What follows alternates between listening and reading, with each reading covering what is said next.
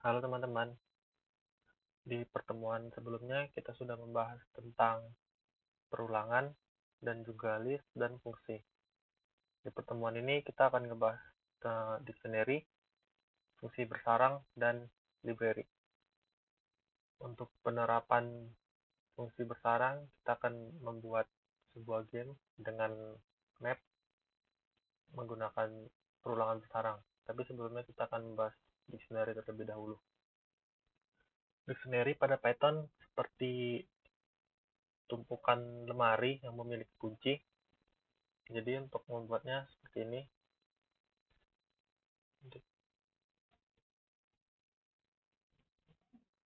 Misalnya di sini ada satu, ini buku.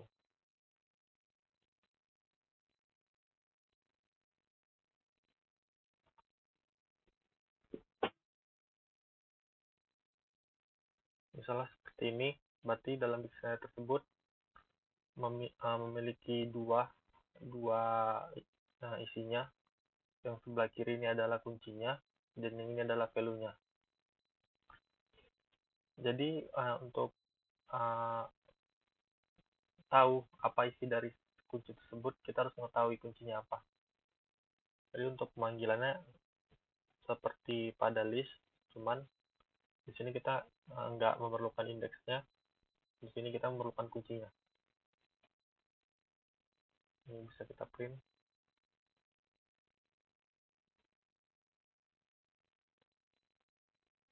Kita coba. Nah, jadi kunci satu itu isinya buku gitu. Dan ini dictionary terdiri kuncinya itu sebagai string dan isinya juga sebagai string. Dalam Python, kunci dictionary bisa aja sebagai string atau integer atau juga boolean. Jadi ada tiga antara yang tiga tadi. Sedangkan untuk isinya itu boleh apa aja, boleh seluruh tipe data yang ada di Python, baik yang buatan maupun yang tipe data dasar yang ada di Python. Jadi bisa aja di sini dictionary, di dalam dictionary lagi bisa, atau dictionary dalam dictionary itu ada sebuah list, itu juga bisa. Misalnya gini. Berarti karena ini kuncinya itu adalah 2, tapi sebagai integer, kita nggak perlu terkurung. Kita yang perlu deklarasi ini juga sebagai integer.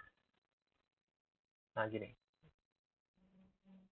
Misalnya di sini kita buat dia sebagai string, berarti kita perlu dia manggil juga sebagai string.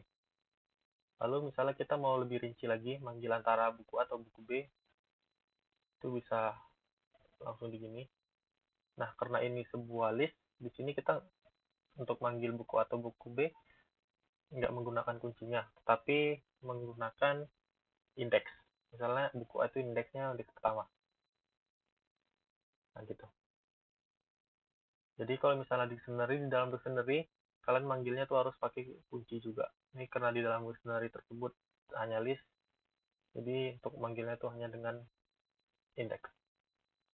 Oke, kira-kira pembahasan dictionary seperti ini. Sekarang kita lanjut ke perulangan bersarang. Kita akan mencoba untuk membuat game sederhana. Yang pertama, yang seperti kemarin, kita memerlukan import OS. Import OS ini di pertemuan sebelumnya sudah kita bahas, dan di sini bakal kita pakai lagi. Jadi untuk itu kita copy yang pertemuan kemarin aja. Karena kurang lebih nanti kita butuhkan library OS ini hanya untuk meng-clear tampilan CMD kita. Kemudian ada library bawaan lagi namanya msvgrt. Ini library bawaan dari Python juga tanpa perlu diinstal. Ini fungsinya kurang lebih untuk menerima inputan dari keyboard agar terbaca oleh komputer. Kemudian seperti biasa kita buat fungsi utamanya untuk mencoba-cobanya nanti di sini. Lalu yang pertama-tama itu kita harus membuat mapnya terlebih dahulu. Nah, jadi untuk membuat map si game kita ini, kita memerlukan for dalam for atau nested loop. Sebelum kita praktekin, kita harus tahu dulu gimana cara kerja si nested loop ini.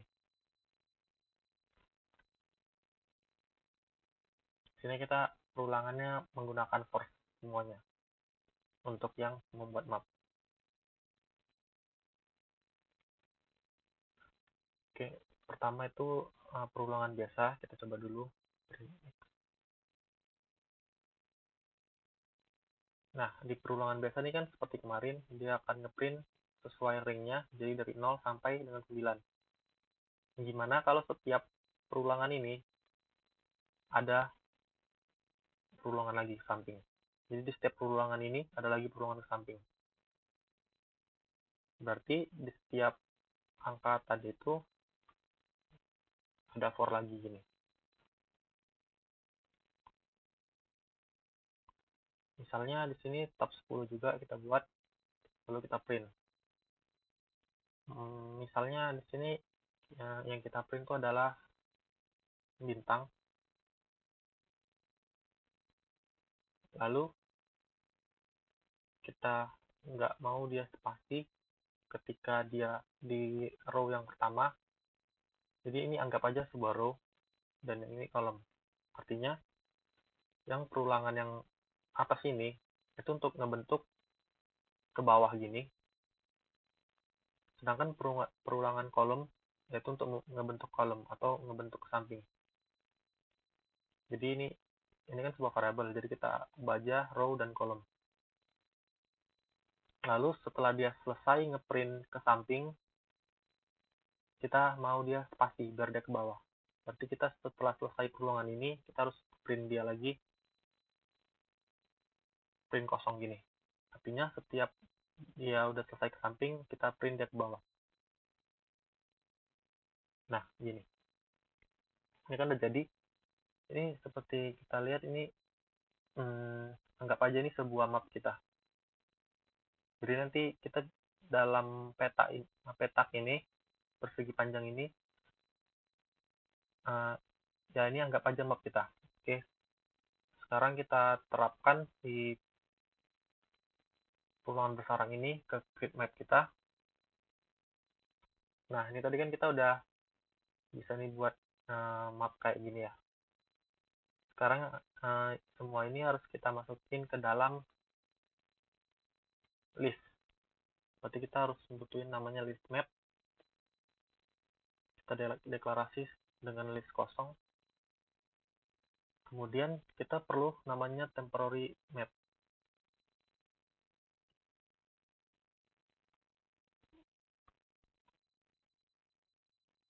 Jadi temporary map ini setiap dia ke samping disimpan di temporary map. Lalu setelah selesai yang perulangan yang dalam ini, dia bakal dimasukin ke map yang aslinya. Jadi seperti ini contohnya. Temporary map, append.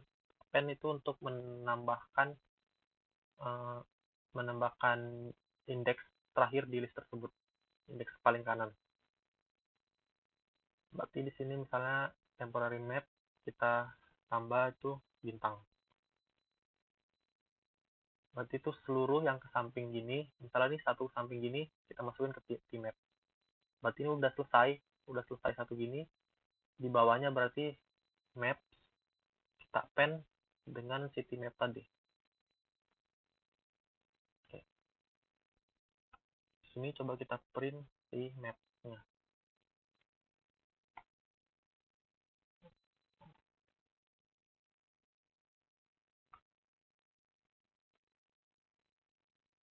Nah, saat ini agak berantakan. Ini berantakan karena kita ngeprintnya itu masih dalam bentuk list.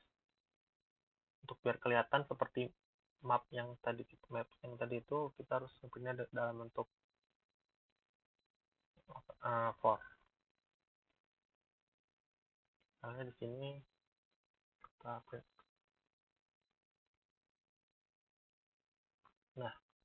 sama seperti yang atas tadi, cuman di sini bentuknya sudah dalam list atau list dalam list. Ini sebenarnya nested list. Jadi semua ini list. Jadi yang namanya kolom itu ini, baru yang namanya row itu ini. Row itu yang ke bawah. Berarti ini row-nya, ini kolomnya. Oke, jadi kita udah berhasil nambahin si map kita ke dalam list. Berarti ini kita nggak usah buat printnya di sini, kita return aja si mapnya. Jadi kita mau buat map fungsi baru itu khusus untuk ngeprint si mapnya. Untuk ngeprint si mapnya kita bisa pakai yang tadi, yang tadi di awal tadi kita gunain, biar dia ngebentuk bintang-bintang itu tadi.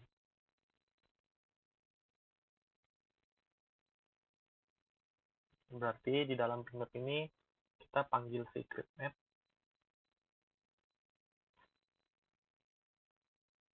kemudian kita taruh ke dalam variable map untuk di ini.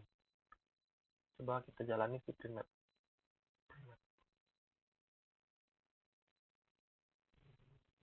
Nah, hasilnya sesuai dengan yang pertama tadi. Cuman ini kita ada dalam bentuk listnya dan ada dalam bentuk print mapnya. Nah, ini mapnya kan terlalu kecil. Berarti kita harus si row dan si call ini kita bisa atur di fungsi utamanya aja. Misalnya di sini x-nya kita buat 40 dan y-nya adalah 20. Jadi maksud x atau y itu kalau dalam Cartesius, dalam Cartesius itu kan kalau x itu kan yang ini, dan kalau y itu yang ke bawah, yang tegak gitu, vertikal dan horizontal. Kalau yang itu kan vertikal, yang x itu horizontal. Jadi di sini kita transfer si x dan y-nya ke print map. Kemudian kan si print map tuh butuh x dan y itu di grid map sini. Berarti kita transfer si x dan y-nya itu juga ke grid map dari print map.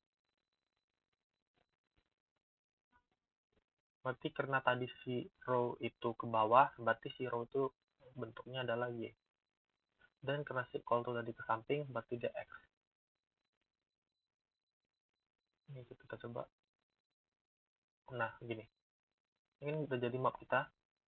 Sekarang kan map itu harusnya tuh kosong ya. Ini biar nampak bentuknya aja. Jadi kita buat dia itu awalnya bintang dulu. Jadi untuk buat kosongnya tinggal ganti bintangnya aja. Dan inilah map kita. Belum kelihatan. Maka sekarang kita akan ngebuat bordernya. Jadi kita akan ngebuat bintang-bintang itu di samping-sampingnya aja gitu.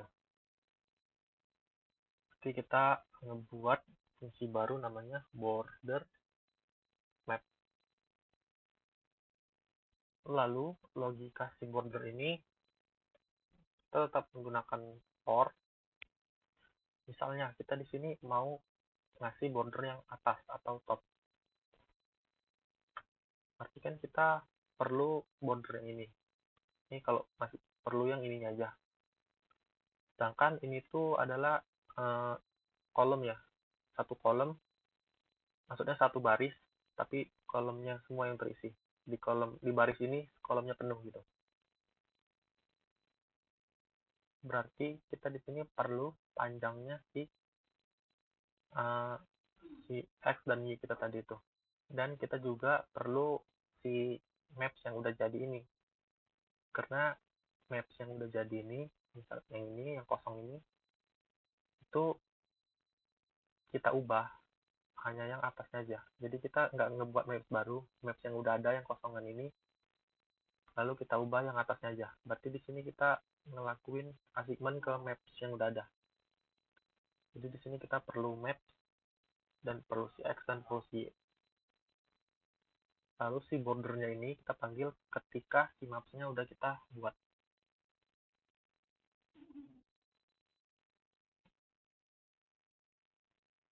Jadi ini yang sampai sini tuh maps kosong.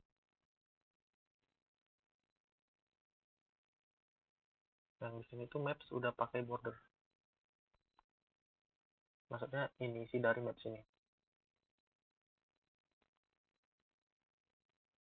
Karena tadi si X itu tadi mendatar di bidang kartesius, berarti kita perlu rank-nya si mendatar itu atau rank si X itu. Jadi di sini bisa kita ganti rank si X.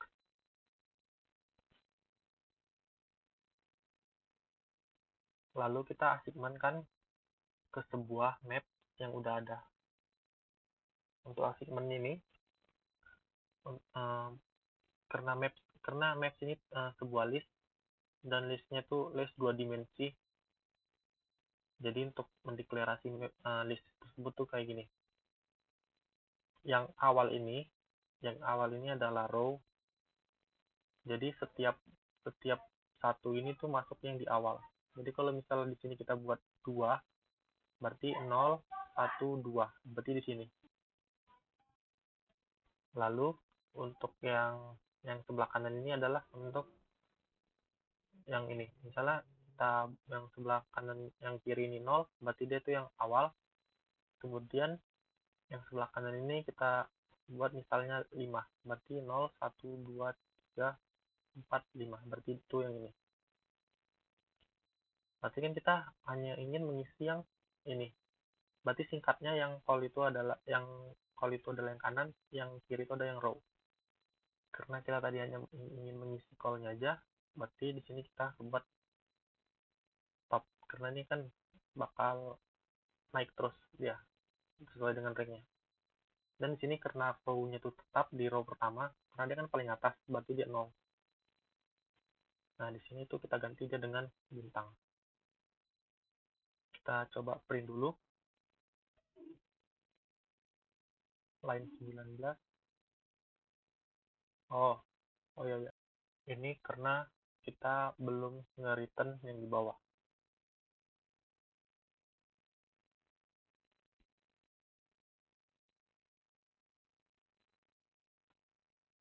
Nah, jadi di atas tuh udah ada bordernya ya. Sekarang kita buat yang bottom. Atau ini kita copy aja. Nanti bottom. Karena bottom itu tetap ke samping atau tetap lurus ke samping gini, yaitu berarti tetap X. Ringnya tetap X. Dan bedanya itu dia yang nggak berubah tuh di row terakhir. Berarti row yang terakhir sini. Berarti dalam list itu untuk mengakses indeks terakhir atau row terakhir itu bisa -1. Lalu ini ganti dengan bottom. Kita coba. Nah, jadi udah jadi yang atas dan yang bawah. Sekarang untuk yang kanan kiri. Ini kita copy aja keduanya. Ganti left. Right. Nah, karena kiri dan kanannya itu Y, atau dia ke bawah Y. Lalu yang di sini kebalikan. Kolomnya yang nggak bergerak, maka di sini kolomnya itu 0.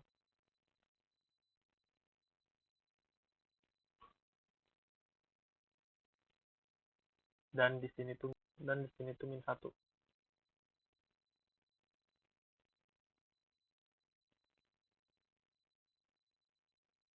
Dan yang ini left, ini right.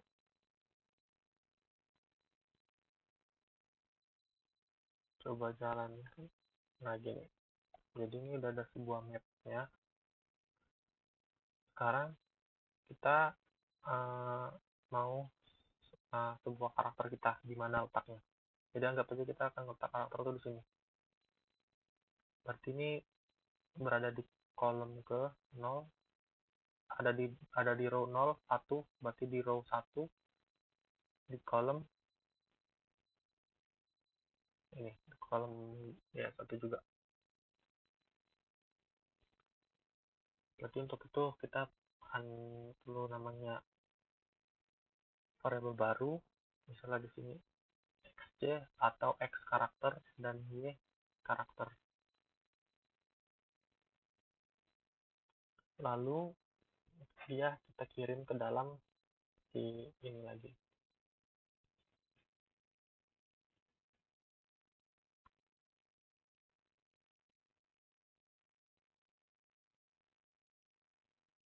Nah, untuk meletakkan karakter kita itu sama seperti ini tadi. Cuman di sini lebih spesifik aja. Kita mau letak dia di xc dan yc. Misalnya karakter kita itu x. Ini. Kita coba. Nah, berarti karakter di sini.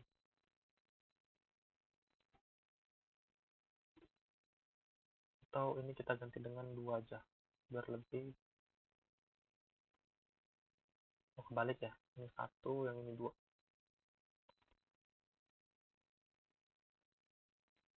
Nah, ini ya. Sekarang karakter kita udah ada. Sekarang kita ingin menggerakin karakter kita ini. Berarti logikanya setiap karakter kita ini pindah, dia akan ngeprint ini lagi gitu. Dengan posisi ini yang berbeda. Misalnya ini kan xc 1 dan 2, berarti dia berada di koordinat 1,2. Lalu kita print. Jadilah seperti ini. Lalu misalnya kita ke klik arah panah bawah gitu. Berarti kan otomatis dia jadi ke bawah 1 langkah. Nah, itu berarti yang perlu kita ubah itu di bagian Y-nya. Berarti biar dia ke bawah. Lalu di print lagi. Jadi setiap kita pindah itu dia akan ngeprint terus-terusan. Dan biar nggak kelihatan gini, banyak gini, maka itu kita tadi di awal perlu yang namanya clear screen. Jadi setiap di print itu screennya dibersihin terlebih dahulu. Jadi nanti dia kelihatan seperti berpindah-pindah. Padahal itu kita hanya ngeprint dia berulang-ulang. Berarti karena ini nilai inisial atau nilai awal, itu nggak perlu kita masukin dia ke dalam while true. Berarti setiap dia ngeprint map, kita perlu clear screen di sini. Ini kalau kita run, dia bakal kayak gini. Cuman ini kita klik apa-apa belum pindah-pindah. Oke. Nah, di sini sekarang kita memerlukan library si MSVCRT ini. Jadi di library MSVCRT itu ada namanya metode kbhit. Metode kbhit ini ketika si user input maka returnnya adalah true. Berarti if kbhit artinya jika user ada input. Jadi kalau user nggak ada input, dia terus ngeprint map aja gitu. Akan lanjut terus ngeprint map. Ketika ada user input baru dia jalanin logika kita. Nah, sebelum semua ini ada yang perlu kalian tahu dari library MSVCRT juga, dan namanya get. Get kayak gini. Jadi fungsinya si get ini, apa yang kita input dari keyboard, kita coba print.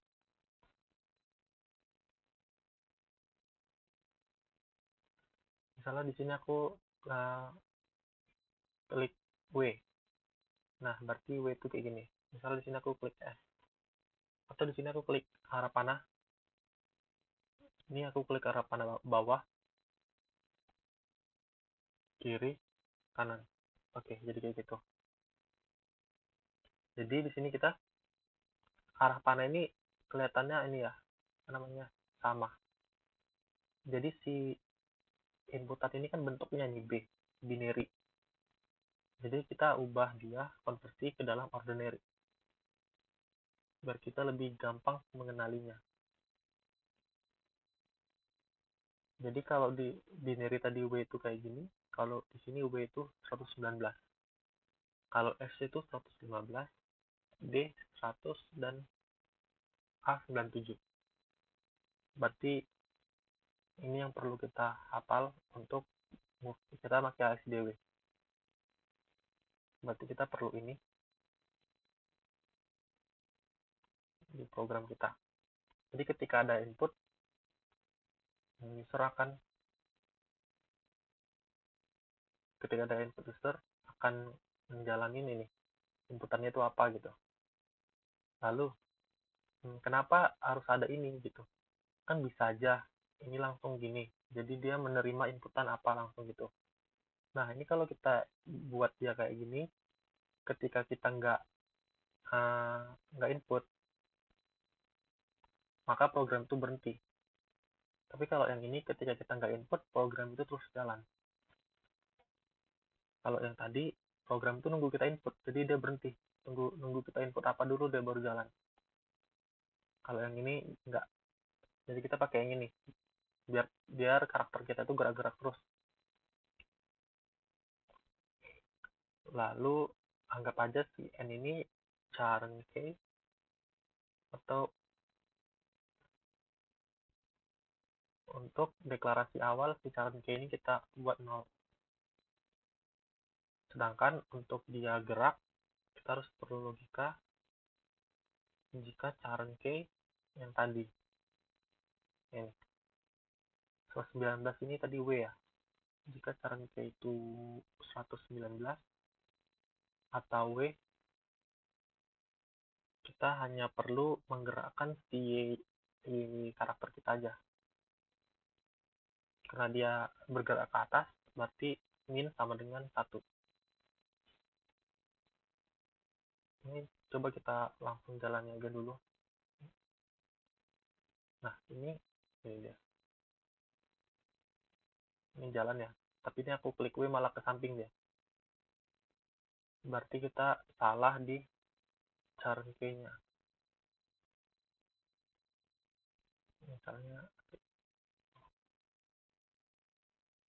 nih W itu 119. Kenapa bisa kayak gitu? Ternyata kita tuh di sini salah balik. Karena kan tadi row itu Y itu kan ke bawah, dan row itu kan ke bawah. Berarti sini kita kebalik.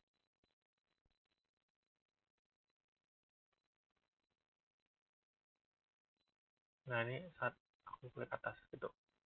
Tapi ini masih index out of rank. Ini kan nanti kita perbaiki. Berarti ini pas tadi 2 dan di sini 1. Biar posisinya kayak yang tadi. Nah, lalu ini kan yang untuk W. Untuk W kita sekarang untuk yang S tadi apa ya kayaknya? S 115. Berarti di sini 115. Ini tinggal kita ganti aja karena kan kebalikannya W. Lalu ini kita copy buat yang kiri. Kita coba tadi kalau kanan itu 100, kiri itu 97. Berarti ini kanan D 100, yang ini 97A. Karena untuk kanan itu kita perlu plus di X nya, dan ini perlu Y. Oke, sekarang karakter kita udah bisa gerak-gerak seperti ini. Tapi ini masalahnya ketika dia ke atas, nah masih bisa gitu kiri ya. Tapi saat di sini pasti indeks out of rank. Kenapa? Karena kan indeks itu bisa min 1, min 2, seterusnya. Jadi ketika ada ke atas, ini indeksnya udah min. Tapi ketika di sini itu indeksnya udah mencapainya, jadi dia bisa cuman ke atas sama yang ke kiri. Tapi kita maunya ketika dia nyentuh si bintang-bintang ini, dia langsung keluar, langsung error, langsung gagal gitu. Tapi kita coba buat variabel baru biar kelihatan kalau program ini terus jalan ketika kita nggak input. Nih kayak gini, kita print Z.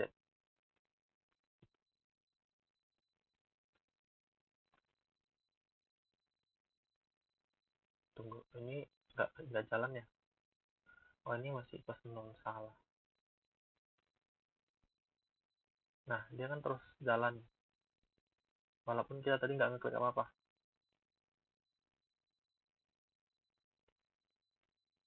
Ini untuk ngebuktiin yang tadi aja.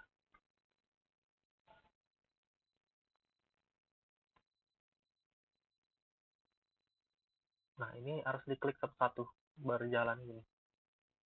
Kalau tadi kan dia kayak jalan terus gitu. Ini aku klik satu sekali-sekali. Ini A baru dia gitu. Jadi pinginnya si aplikasi tadi tuh terus jalan gitu. Jadi biar ada kesalahan user ketika dia keterusan bakal nabrak gitu. Kita print XC-nya sama YC-nya juga biar kelihatan. Nah, ketika gini kan si X-nya itu tetap ya. Kalau ketika gini si Y-nya yang tetap. Karena emang ini kan kalau di Cartesius ini emang si X-nya pindah-pindah. Nah, ini yang Y-nya pindah-pindah gitu. Sekarang kita buat dia nabrak biar nggak error gini.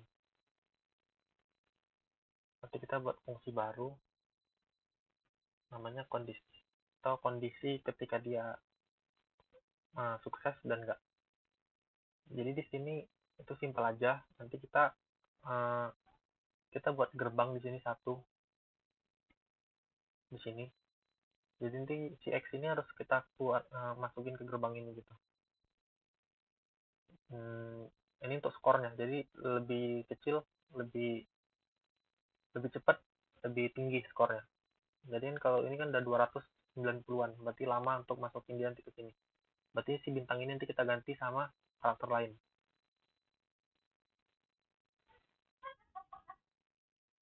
Sebelum itu kita buat kondisi dia ketika yang tadi dulu, ketika nabrak bintang tadi. Di sini kita perlu si X, si Y, dan XC dan YC. Jadi ketika si XC kita melebihi X, tapi kita kurang satu. Kenapa kita kurang satu? Karena kalau hanya kita buat X, nanti dia bakal melebihin sini. Jadi kita buat dia XC, X kurang satu. Atau si XC lebih kecil sama dengan 0. Ini lalu kita return true. Kita buat kondisi yang untuk Y-nya tinggal ganti.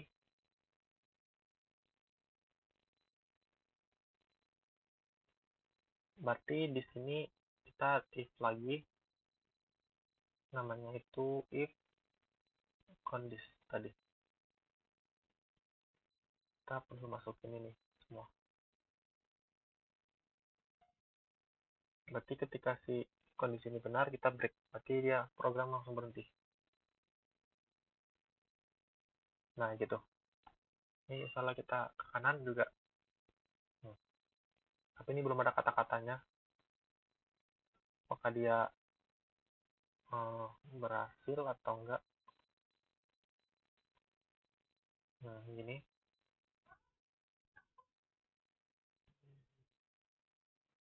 Tadi kelewatan ya nih. Ini kelewatan karena ini lupa sama dengannya.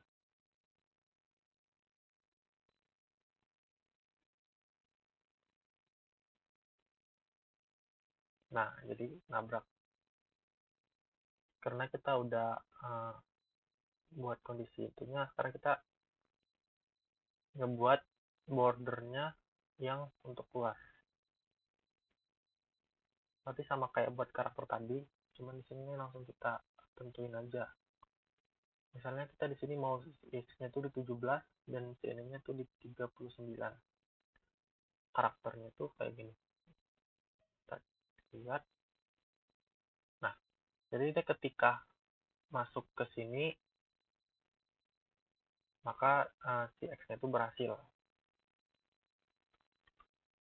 Tadi kan kalau di sini gagal ya. Kalau ke yang ini. Nah, gagal. Maunya waktu ke sini tuh harusnya berhasil. Ini dengan waktunya 100, tapi gagal. Ini harusnya berhasil. Nah, kita buat kondisi di dalam ini juga. Berarti hampir sama. Ketika si XC-nya itu yang atas tadi. Ini kan yang X 39. Dan si YC-nya 17. Sama kita break sama return true juga, cuman di sini berhasil.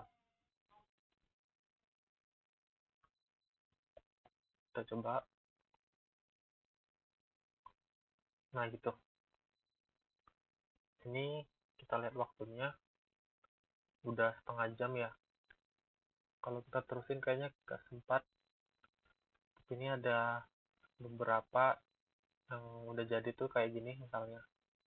Tadi kan kita udah buat dasarnya nih, yang mapnya udah kita buat gunain logika matrix atau logika ruangan bersarang. Itu sama aja dengan matrix. Misalnya yang ini. Nah ini aplikasi yang udah jadi. Misalnya kita play, masukin nama. Nah itu jadi gini. Jadi ketika si karakter kita yang bulat ini makan si dolarnya itu jadi duri lagi.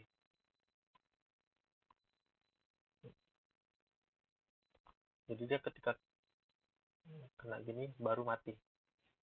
Oke. Nah misalnya kita coba yang bot. Nah ini si botnya main sendiri.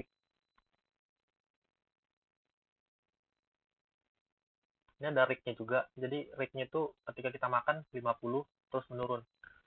Jadi sebelum rig-nya habis, skor kita ditambah rig-nya itu. Nah misalnya ini, rig-nya tinggal berapa ditambah skor kita itu jadi poinnya. Ini karena yang main bot, jadi lumayan ini. Ini buat eksplorasi aja, atau kalian tertarik nanti bisa buatnya kayak gini. Nanti codingnya aku share juga yang ini, yang balon ini.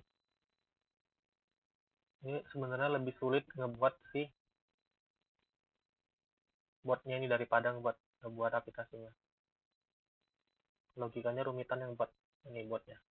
Oke, ini botnya udah mati ya. Jadi nanti ada leaderboardnya juga kayak gini. Tadi kita play, langsung mati, nanti masuk ke leaderboard. Nih, udah gitu aja sih.